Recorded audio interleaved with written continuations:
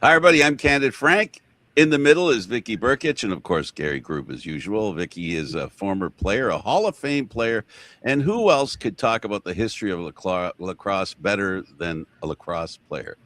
So you're a historian as well. So the first question, I guess, has to be the one we always ask: how did you pick up a stick? Well, in 1971, the Richmond Roadrunners Junior A team had an amazing season, and I was watching all of the games. They went on to win the Minto Cup in 7 games in overtime, I think against Peterborough. And really, everybody out here went lacrosse crazy after that. And in the spring of '72, they opened up registration for girls, and for the first time in the Lower Mainland, and registrations went crazy. And I signed up to play. I was 17, and I signed up to play for a junior girls box team. Yeah, you're from Chilliwack, so that's another. I'm actually originally from Richmond. I'm in Chilliwack now that I'm retired, but I'm from Richmond, BC. BC, yeah. Well, BC has a pretty good group of people that love the game of lacrosse. Yes. So you come by it honestly is what I guess the point I'm trying to make. Yes. How did it feel? I'd like to ask this question. How did it feel joining up as a female player in something that was not done before? What was the most interesting challenge you had being a part of that? Well, I think the first challenge was being taken seriously. Of course, and then the other challenge for me was getting the equipment, because with my last name Brkich, my parents are immigrants, and they don't understand or didn't care for sports or never had an opportunity to play sports, so they would never have paid the amount of money that you need to pay to suit up to play box lacrosse. So, you know, I was lucky that a bunch of boys that I went to school with, they were quite interested in us girls giving it a shot, and they gave us their old equipment, their sticks, their pads, everything. But after that, you know, once we started, we had 2 really good adults coaching us, and I didn't feel like I was different than anybody else at that time. I did later when I was older, but initially when I started, I didn't feel like we were being left out of anything or not being, you know, taken seriously enough. That came later. But initially, lacrosse was so hot in Richmond that time that there were multiple girls teams signing up all over the place and receiving good newspaper coverage for the signing up and coming out to play. So initially it was good, but it faded quickly. That was the thing. It wasn't long lasting. Maybe because of the challenges that young girls had in being able to, what you spoke to, which was equipment and being a new opportunity to join leagues and stuff. Yeah, and also too, I think once the fever kind of passed, I felt that parents started pulling their girls out because it was too rough. Initially, I didn't think the parents thought, you know, it was going to be as rough as it was, and it was rough. Funny thing is, we've talked to a few women, and what I've heard is they like it. Oh, absolutely. Absolutely, but the parents didn't. Yeah, I hear you. I hear you. Yeah, Gary. And I was lucky. My parents never came to watch, so you know, they didn't know any better.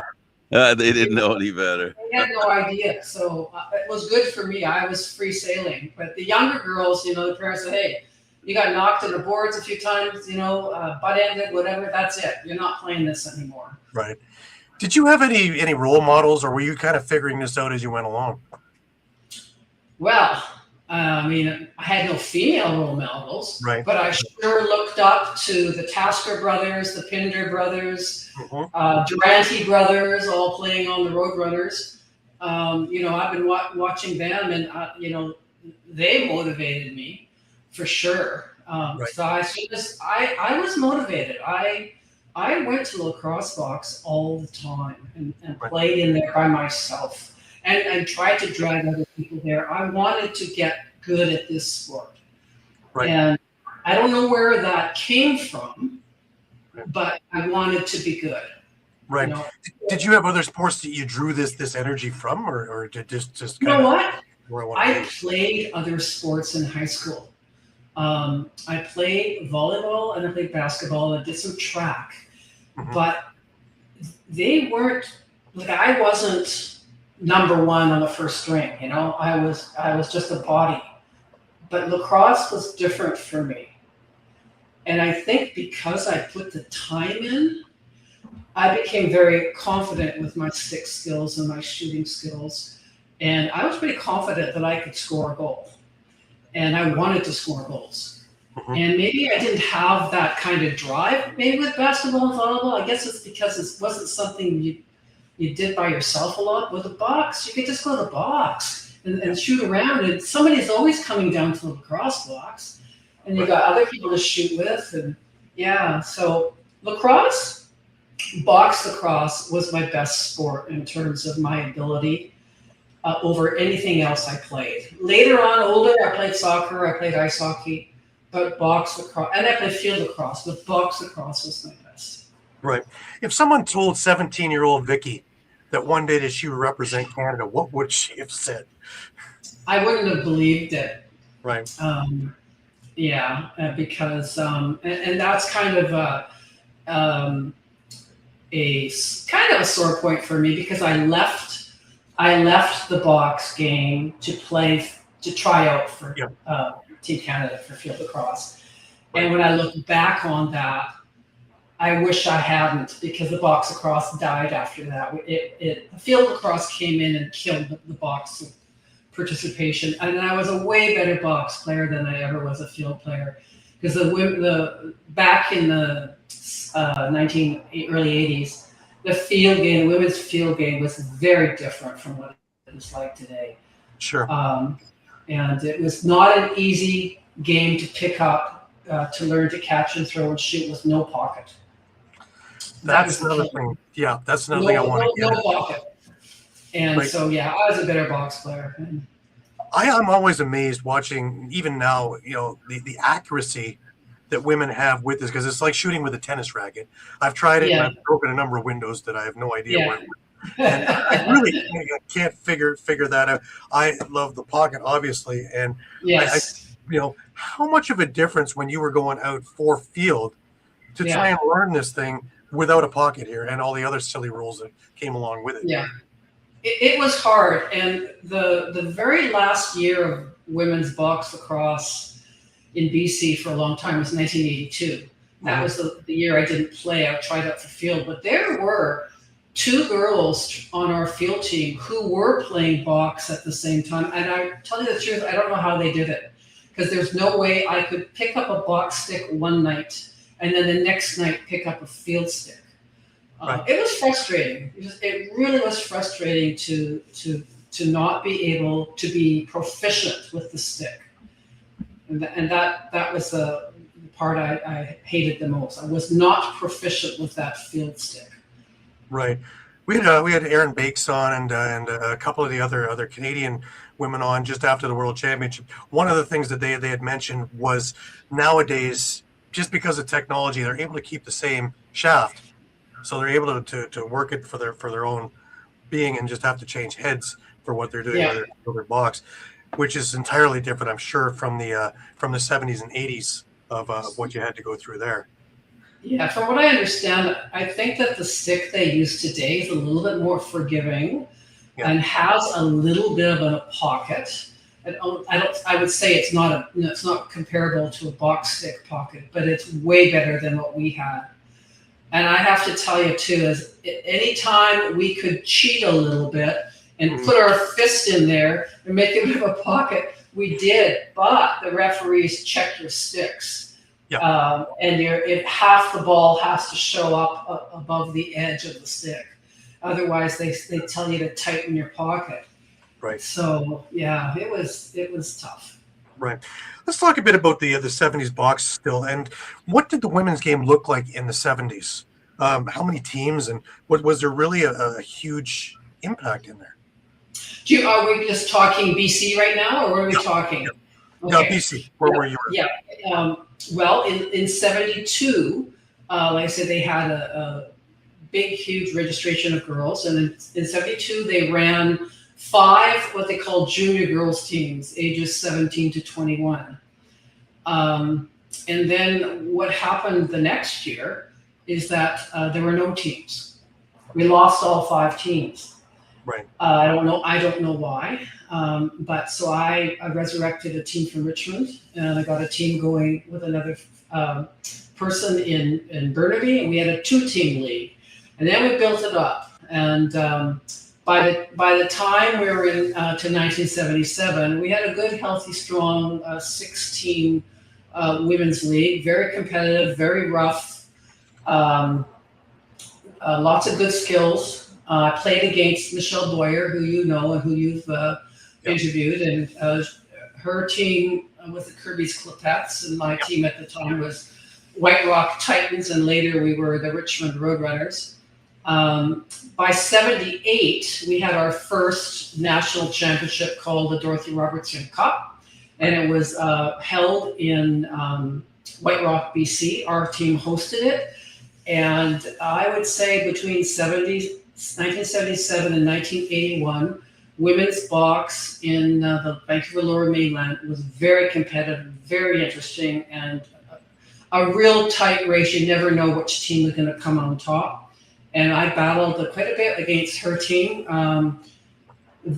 We met in the national final, that Dorothy Robertson Cup, against Kirby's, 78, 79, and 80. They won 78, 79, I think in overtime. We won 1980 in overtime. In 1981, they never showed up, and we beat a really great team from Ontario called the Owen Sound Kinsmen. Best juvenile team in Ontario in 81, and we beat them in overtime. So, and then the following year, the last year of the Dorothy Robertson Cup, it was won by Mississauga, and that was it. It hasn't been one since. Really? So there has not been a senior women's national championship since, and I don't know why. I just don't understand it. But yeah, that's something that we should be looking into to resurrect, because we have so many other programs going on. I really do think it would be almost comparable at this stage now to the energy that we put into the Man Cup, and have the same theory and the same formulas. And if we have the kind of interest that I do think we have now, I don't think that if we can get some organizations on board, it would be that far a stretch to redo it. Talk about the chemistry on the Richmond team, and especially over the winning years. What was the talent or chemistry on that team, and who was there that made you the better player? Well, we had a real good cast of young players. I was the oldest on the team. I'm 71 now, but I would have been about 24, 25, 26, 27 during those years. And I was also coaching prior to those years as well. So a lot of these girls that came up to play on my team were girls I had coached. So I was we had some great players, Shelley Sedgwick, Janice Ross, defender. Our coach was Roger Ross, Janice's husband, and he pushed us and he put a lot of time into our team, and we worked hard. Trying to think of some other, Shannon Shigioka was a great defender. We had a girl from White Rock, Ann Jorgensen, come out to play for us in Richmond. She was a great player. Wilma DeJong, lots of really good players. And I would say I was impressed. I would say I knew them when they were kids, and now they were adults and they were playing with me, and I was very thankful that they continued in the sport. Right. That's why I coached them, actually, so they would continue and come up and play. Right. See, the odd thing is, we talked to a lot of the NCAA coaches and things like that, and they were never the outstanding player on the team when they played. Mhm. They had to Yeah, work for everything, which is what made them such a great coach, because yeah, they had to examine their own abilities and see where they had to work on to get better, as opposed to the gifted players, which just kind of did it and really couldn't yeah, explain. You being yeah, a coach, but also being an elite player, that's an anomaly. That's something that doesn't really happen that often. Um, yeah. Talk about when you're playing with these guys as well as coaching them. Was it more of a coaching session in practice, or was it just with the gals doing their thing? Well, once we became teammates, I was the captain of the team for many years. Right. So I provided leadership in that way. Right. But the coach did the 100% of the coaching. And like I say, these girls worked hard, and they didn't need any more coaching from me. Right. One of the games that jumps out, of course, is the 22-point game. Take us through Yes. this game. What do you remember Well, about boy, since I've been working on the history of the game, that particular year was the Dorothy Robertson Cup in Quebec. Quebec hosted in Anjou in 1980, and they entered 6 teams into the tournament. Now, the Quebec Women's League only started up in 1979. Their teams were pretty weak. Right. And the way the tournament was set up, there were 6 Quebec teams, there were 2 BC teams, and then there were 2 really good Ontario teams. So basically, really, the 2 Ontario teams, 2 BC teams, we just pummeled those Quebec teams. Right. But the way the tournament was set up, it was a goals for, goals against kind of thing to get out of your division. We were playing, I think we tied Etobicoke 6-6 or something, and therefore we had the next game we played, we had to win by 31 goals in order not to show up and play against Kirby's Clipettes in the semis. Right. Considering that we had already met them 3 times in the last 3 in the final, we did not want to meet them in the semis. We wanted to meet them in the finals. So we had to score 31 goals. And we literally, it was like playing against pylons. We took the face off. We pretty well ran down the floor unimpeded. I don't know what those Quebec girls were thinking, but I don't remember getting hit. We just went and scored, and ran back to center. The crowd was booing us. The Anjou supporters were booing us. I think it was, Anjou we were playing against, the host team. I'm embarrassed about it now when I think about it. But, I was telling Stan Gilkinson this. He was the coach of Etobicoke, and he said, at the time, he said, you know what? We would have done the same thing. We would have run the score up too. I mean, if that's what you have to do, that's what you have to do to not have to play what's considered the best team in the semifinals. Sure. So that's how I got the 22 points. Was by and a lot of people got a lot of points too. Just by running up and down right away, scoring right away, and sprinting back to center so that we ended up getting. I think we won 39-0, something like that. So it was very. I feel badly for Anjou now. Now that I'm looking up their history and learning more about them. And sure. Sure. It's funny because if this happened in this day and age, with the internet and everything else, you guys would have been put out as the villains as opposed to doing something to avoid, meeting up with the Clipettes in the semis. That's crazy. Right. That's right. So, funny. But I've never had anything like that any other time. All our games were always, maybe the most we ever won by was maybe 10 goals, but usually they were pretty close. Right. Let's talk a bit about building the sport, because through the into the 80s, it wasn't just about playing. You coached, recruited, organized. Talk about all the other hats that you wore along the way, other than just being this elite player. Well, we didn't have any money and no financial support, so we're always looking to raise money. We were going to take our three box teams in 1976. We were planning to come to Toronto and play in the CNE tournament. I don't know if you're aware of the CNE tournament. They had a girls lacrosse tournament outdoor on a field with Right. box dimensions but no boards. Anyways, we were going to go and play in that, but we couldn't get the money together to go, and never had a chance again to play a team from Ontario again until they came out our way in '78. But yeah, you're coaching. You're always looking for players to play because you're always losing players every year. Yeah. The feeder groups below you are dwindling because parents are pulling the girls out. So eventually it gets to the point where you've got no feeders coming up. You've got no money. You're paying out of your own pocket.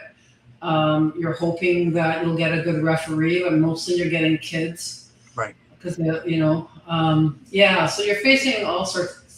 Some of the teams, too, had a hard time getting coaches, but we were lucky. We always found a coach. Right. And that was the thing, too. I went looking for coaches, I found coaches early on, and then later on they volunteered themselves. Right. What kept you motivated through all this? Because that's a lot of work. On top of playing, that's a heck of a lot of work. I just really loved the game, and I never wanted to stop playing. And when I started, I told you the junior girls was 17 to 21. Well, when I turned 21, I was in a panic because it was going to be my last year. And I had told you that we were going to go to this tournament in Toronto in '76. Well, I was turning 21. There was no way I could play in that because they only let girls 19 and under play in their tournaments. Right. So I flew to Ontario. I was heading to watch the Olympics in Montreal. Anyways, popped into Ontario, see if they would allow anybody over the age of 21 to come in the tournament. And they made some concessions. They said we could. Right. But when I came back home, I thought, what are we going to do? So we canvassed. We changed the age group. We made it 17 and over, and so I could continue to play. Other people could continue to play, and all of these Dorothy Robertson Cup tournaments were for women 17 and older. There was no age restriction, and Ontario just stuck to their 19 and under. Right. And they they lost out for a couple of years, not sending enough teams up to that tournament. But yeah, I would say battling to have the ages changed was great. I loved the game. I wanted to play for as long as I could. Right.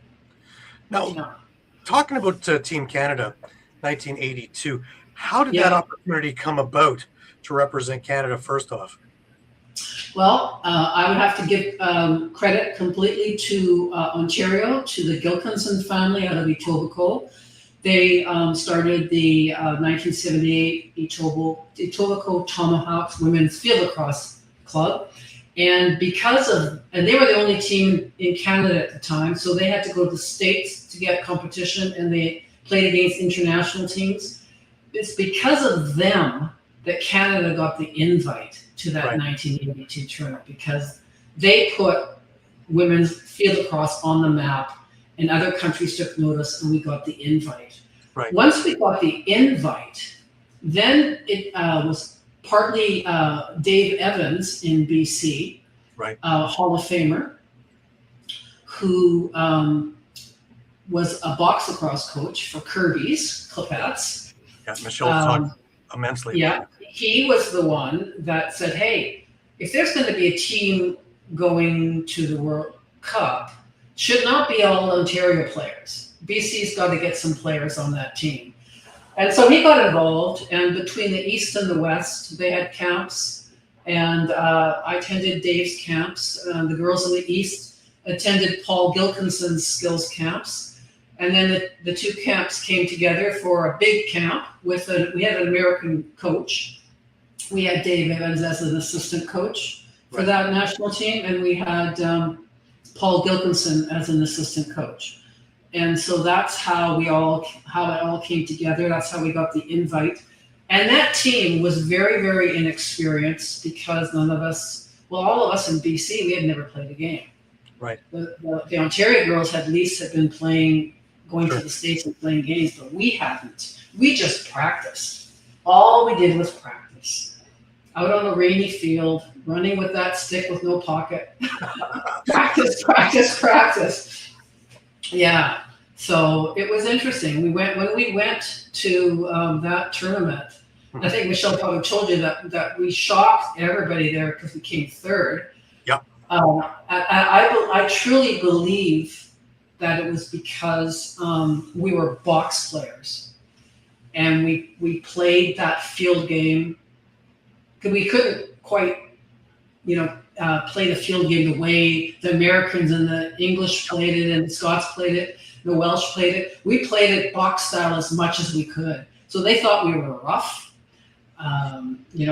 You're not allowed to smack somebody's stick if they don't have the ball. Well, we were doing that all the time.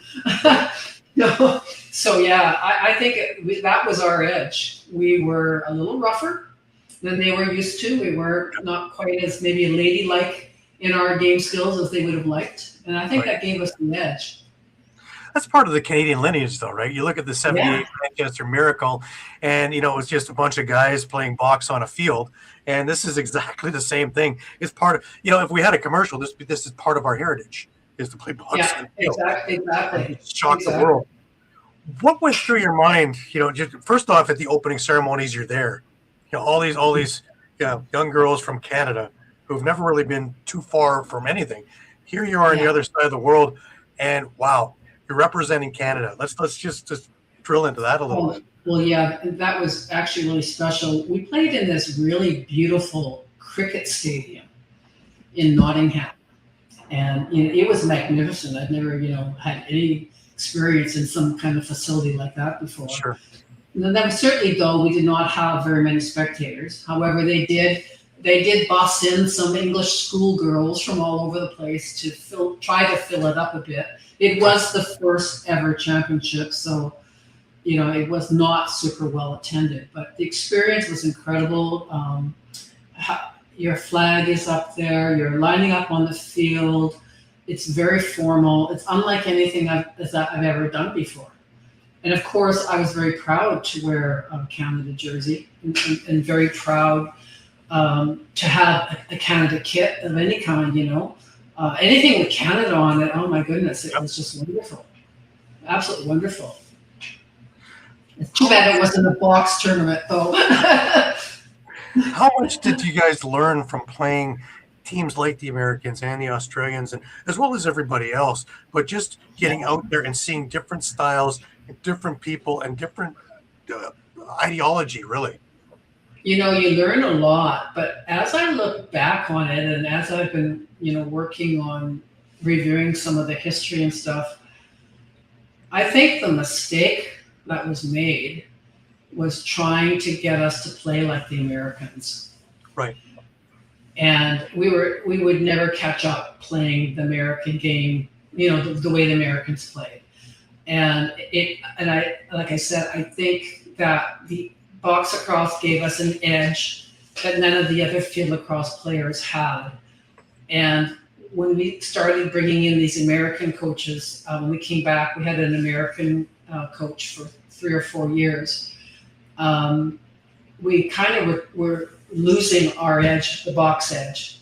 And we just were not, I don't know, I think that took our edge away and made it very hard for us to catch up. Right. There was a lot of catching up to do. They were just too slick. The Americans were very slick. Right. Fast forward a little bit, you get cut in 86 and get a little disillusioned and say enough of this and start playing other sports. What drew you back? Most people, once they say, that's it, this thing did me wrong, they're not coming back. What drew me back to lacrosse? Yeah. Yeah, it took a long time. I was very disillusioned when I got cut in 86. There were actually quite a few really good players who are Canadian Lacrosse Hall of Fame players that got cut too. So what drew me back was Michelle's induction in 2022. when I went home, I thought, I wonder what's going on with women's lacrosse in the world right now. And I typed in box lacrosse, and up pops, women don't play box lacrosse. And that's what I went, what? And then I thought, okay, so if this is kind of what they think out there, I better get to work. And so I started to look into the history of our playing days and see if I could write something about it. Right. And that's how I got involved. Now, Michelle also got me involved in serving on the Lacrosse Hall of Fame on the board of directors as well. So I'm doing that as well. Right. And Frank, just one correction. I am not in the Hall of Fame as a player, but I'm in the Hall of Fame with my team, the BC Selects field lacrosse team, inducted in 2014. But you're still in the Hall of Fame. You're still in the Hall. I am, but not as a player, as a team member.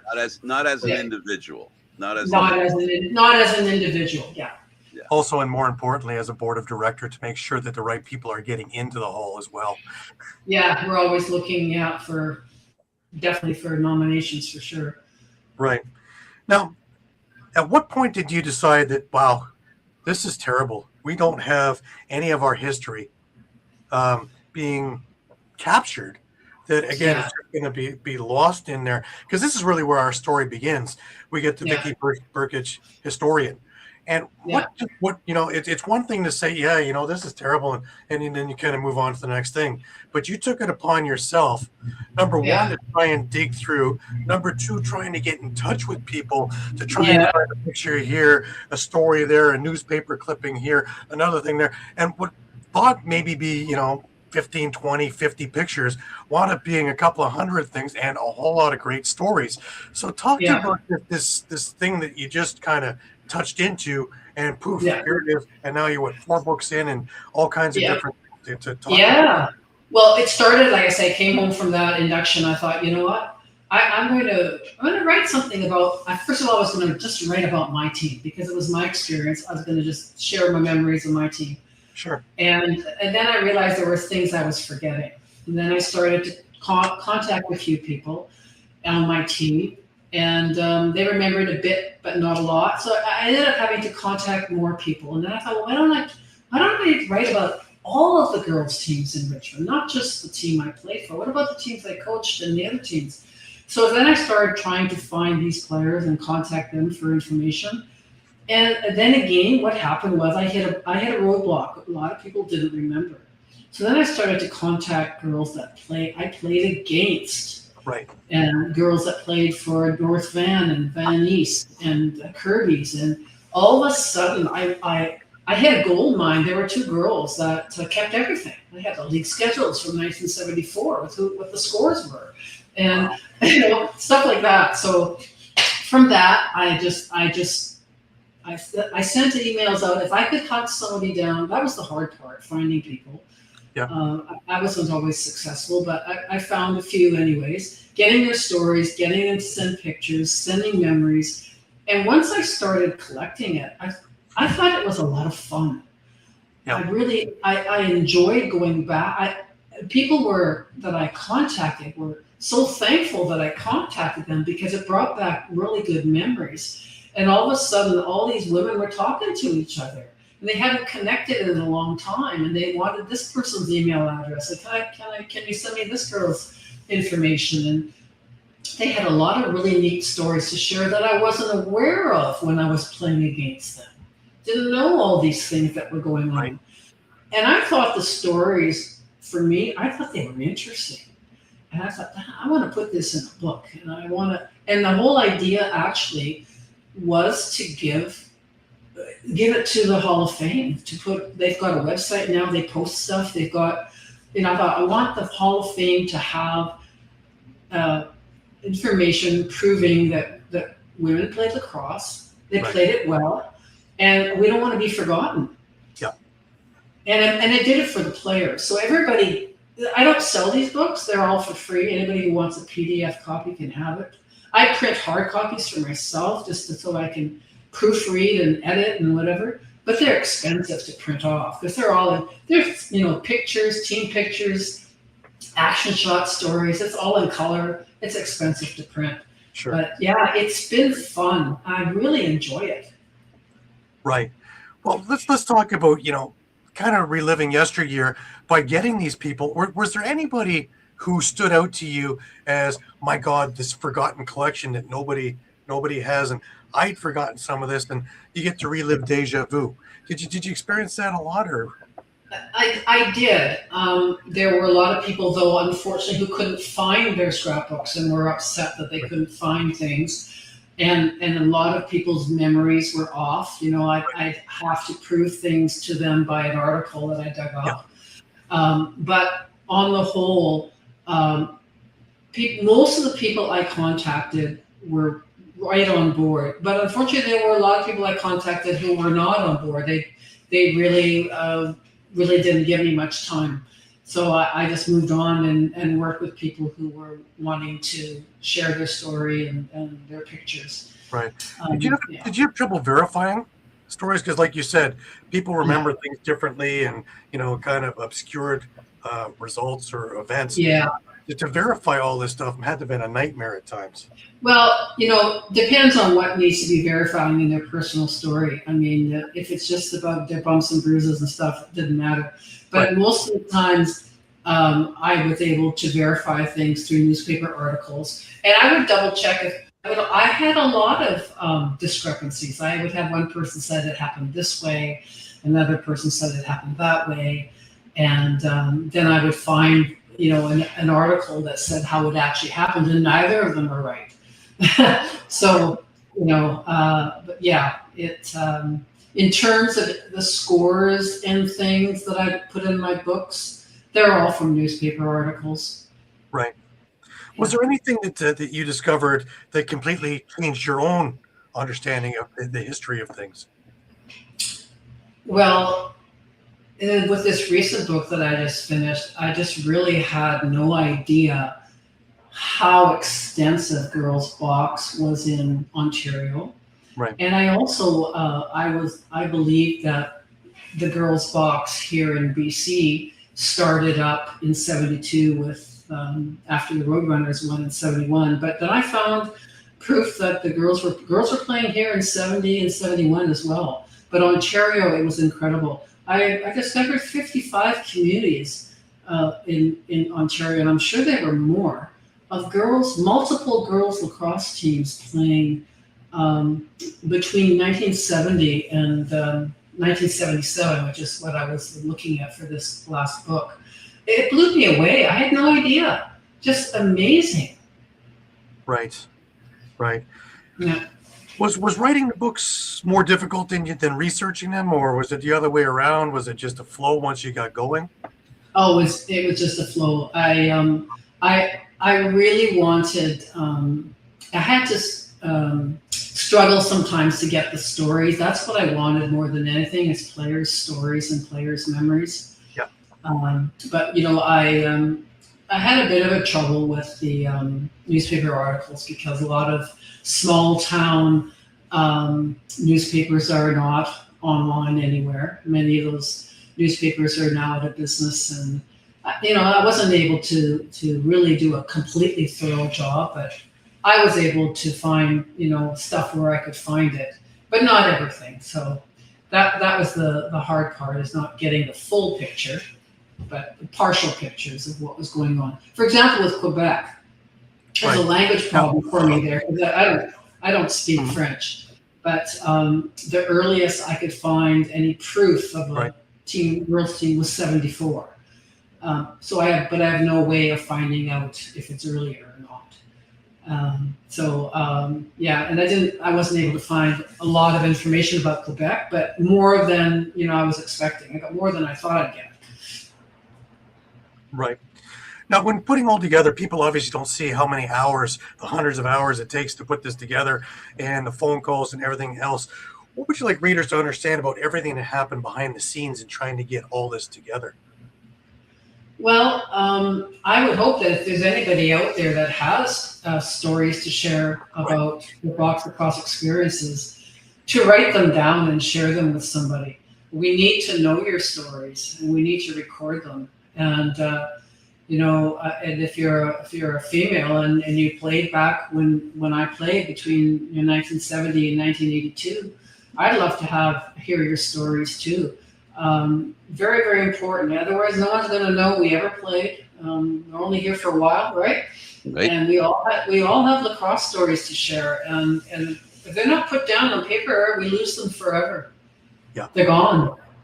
Yeah, that's our whole. As I told you off air, that's our whole MO behind this show for years, is to get the stories out there so that everybody, their stories and the people, can live in infamy. And we're just merely here for a while. I have a couple, Vicky. I have a couple. I'll share them with you later. Okay. Yeah. So that's what I've been trying to do. But I say, it is a lot of work. The first book I wore out the floor underneath my chair in the kitchen, and my husband was a little pissed off with me. Wore right through the linoleum for all the work sitting at the computer.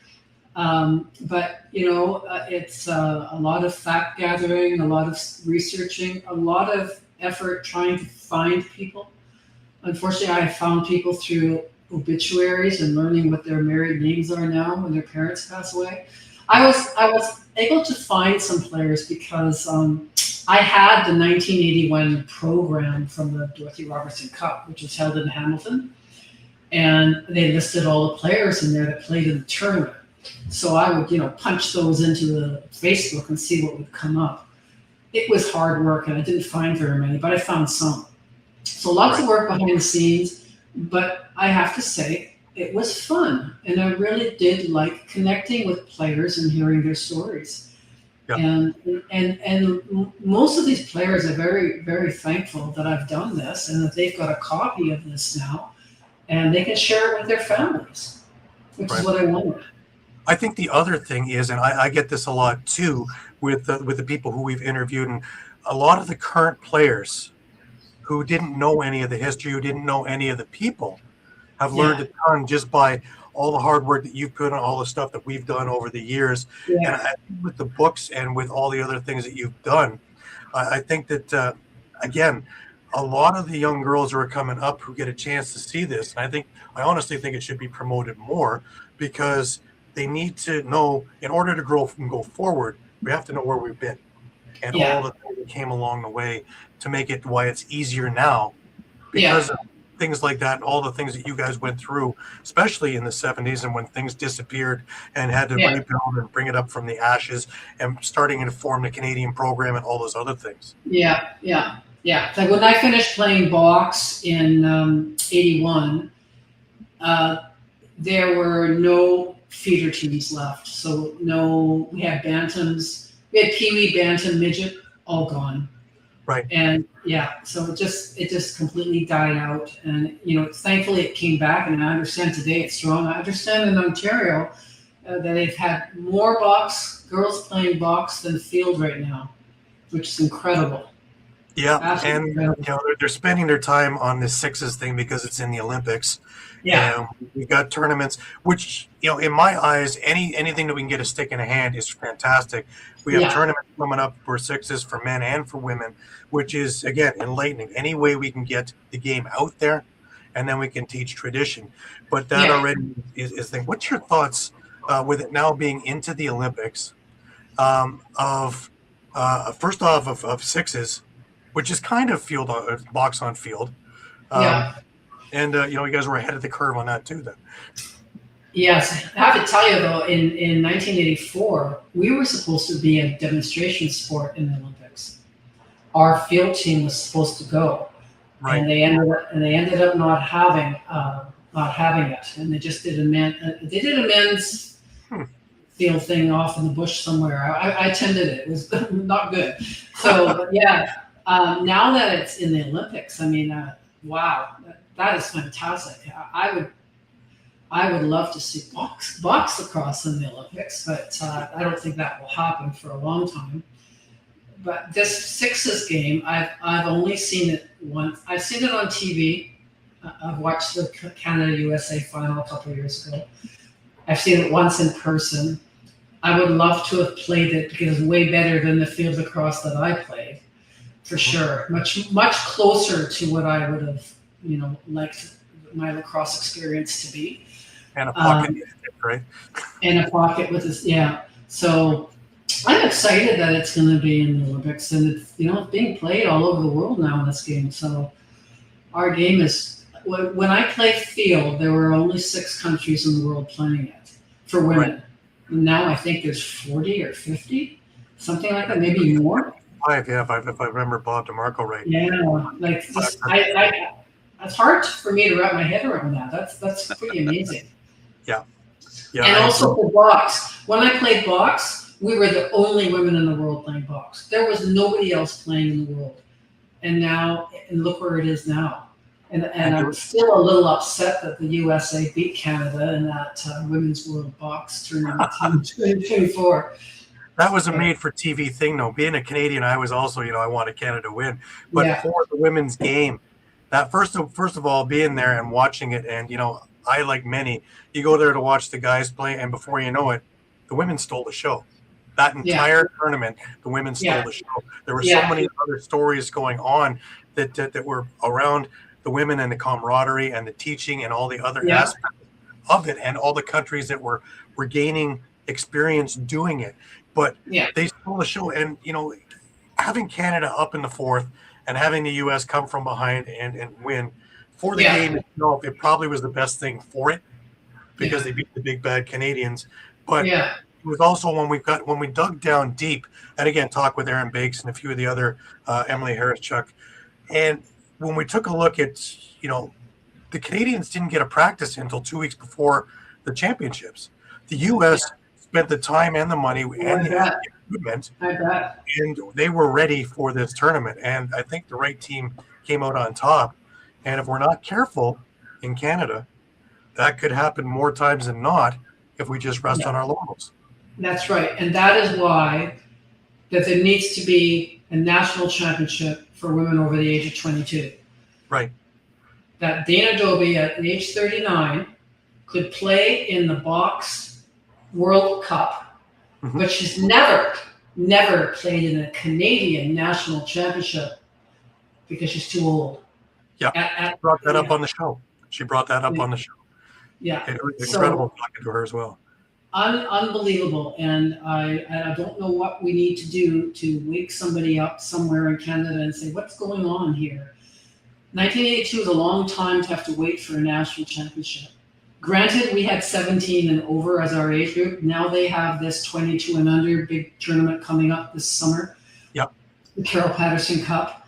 I don't know why they're hung up on the age having to stop at 22, though. I don't get it. I really don't. We played all the time. My whole playing career, I played with girls 17, 18, 19, and I was 24, 25. There's really no difference. Yep. They're younger and stronger and faster. I agree. And, it's funny because my biggest thing, and I've said this many times, is we can't get out of our own way when we're trying to grow the game, which is why we can't grow the game. We just cannot get out of our own way with silly rules and silly regulations along the way, when what we should be doing is promoting it any way we can and getting as many eyes and as many hands with sticks as we humanly can to grow it. Yeah, I know. I just don't know what. There's another thing too. The Lacrosse Canada website has they list all the national champions for men's and women's and kids box and field lacrosse on their website, and they have not yet mentioned the Dorothy Cup Robertson winners from the 5 years it was a box tournament, and the 15 years it was a field tournament, national field tournament. They have not put those up on their site. I have asked them repeatedly to please do so, and still we can't even get the players of the past honored on the website. Recognition for playing in a national championship. I don't understand it. Yeah, I don't get it. It's another example of we can't get out of our own way. Yeah. And through genetics and silly stuff, we just can't seem to get ourselves moving forward and staying moving forward. We get there a bit, and then we make a veer. Then we try and we make another veer. If we could actually get a number of positions where we could actually move forward, it'd be amazing to see where we actually wind up. Vicky, Yeah. What do they give as what do they give as the reason that they're not? Did they give you a reason why they're not? I haven't been technically given any reasons, but when it's interesting, I did contact a player who now works for Lacrosse Canada. She's a very good box player, and she's 32 years old. So she's older than 22.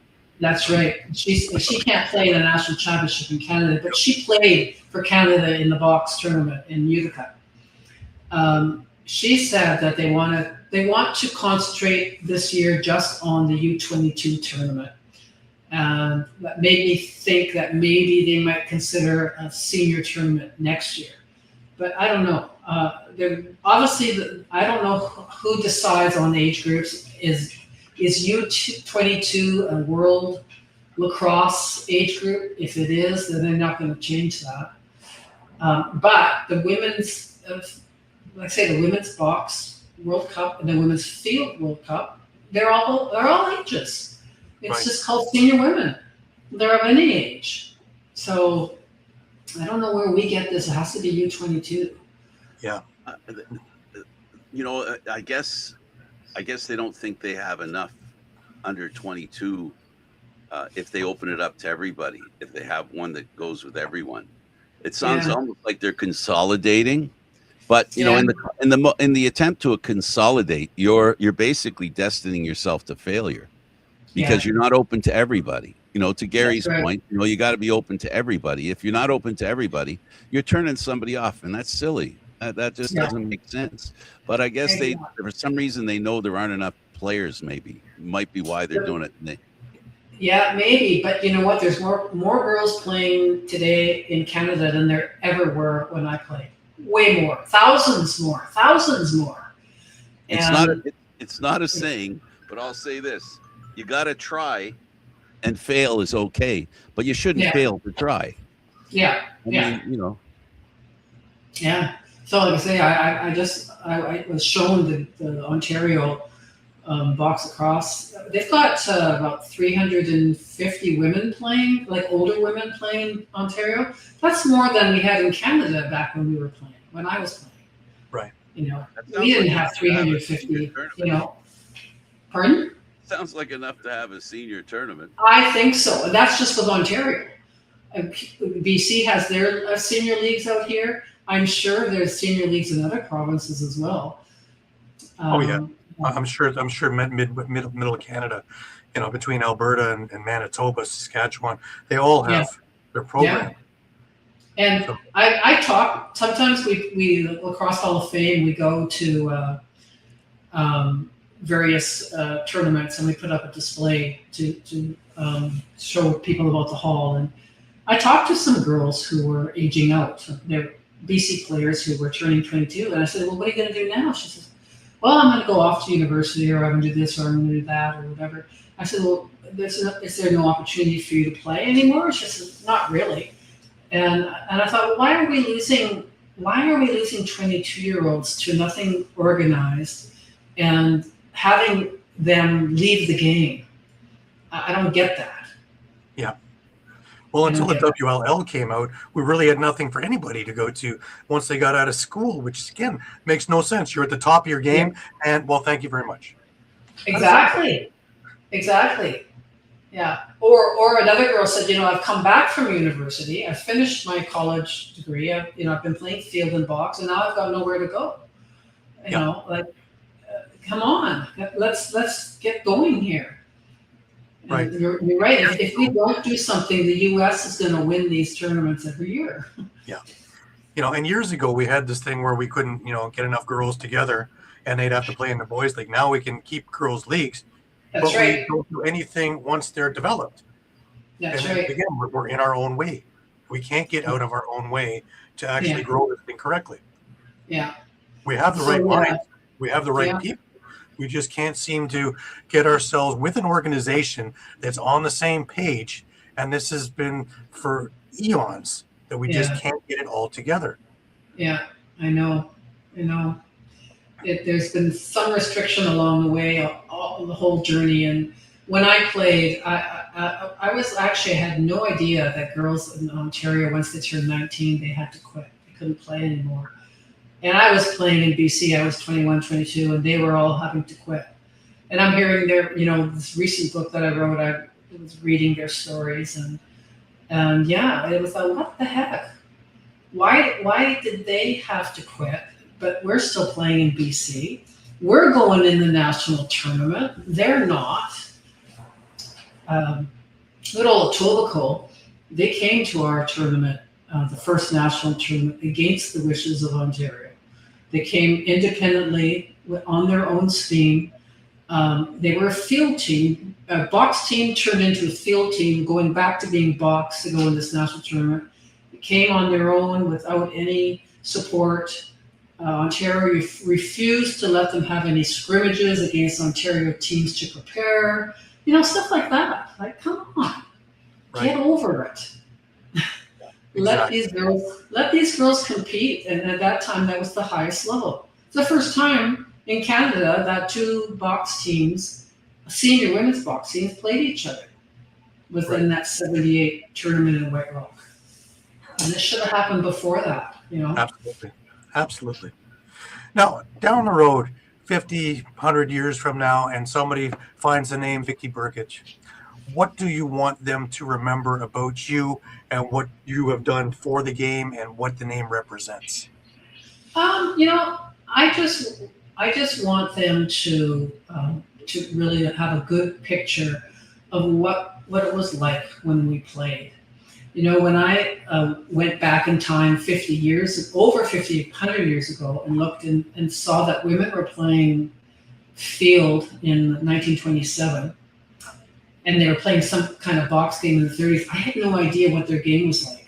So I could not find any information about, I don't think they had equipment. Did they hit? I knew they fought. I knew they got into scuffles, but there was nothing written about how did they play their game and how did it work. And in my first two books, I explained about how we played our game and what we did. And so the future reader, however lacrosse turns in 100 years, or however it changes in its rules, someone can look back and see, well, this is how they played it. This is how they felt about it. These are the competitions they had at the time. And these are the discriminations they faced against, because some did. And that's kind of what I'm hoping will happen. They'll look back and they'll get a good picture of what the experience was like for our generation. Right. How does our audience get a hold of your book? Oh, well, they can, they go on the Canada sort of Lacrosse Hall of Fame website. Most of my books are there, but just a second here, I've got where did I write it here? My email address. I've got a specific email address that people can send me if they want any copies of any books. Can Women's Lacrosse History at gmail.com. Okay. CAN, Women's Lacrosse History at gmail.com. Still waiting for someone to send me an email at that address. I set it up specifically for this. Haven't got one yet. So do it again for me. Can Women's Plural. Lacrosse History at gmail.com. But my books should be on the Lacrosse Hall Just of Fame to website. confirm, have a look at under my picture. Is that right? Yes.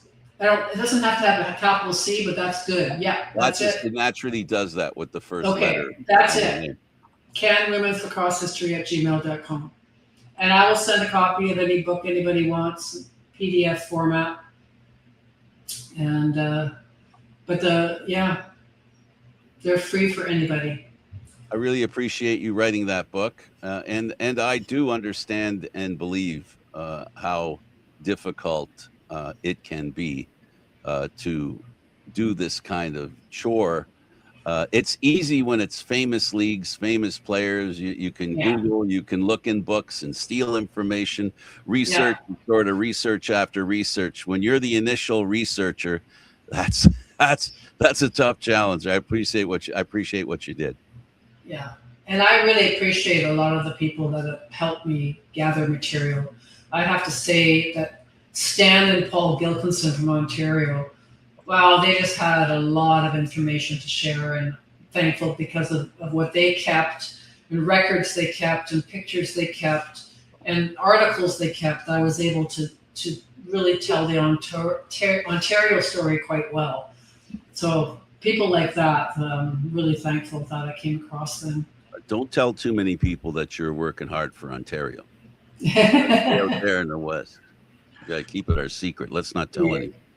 Yeah, I won't tell anybody. I'm working hard for it, for any part of Canada that has some history about women's lacrosse to share. Totally fair. Absolutely. Yeah. Yeah, I really want to thank you for taking the time to relive yesteryear, to talk about the history, to talk about your history, and to talk about actually where we're going as well.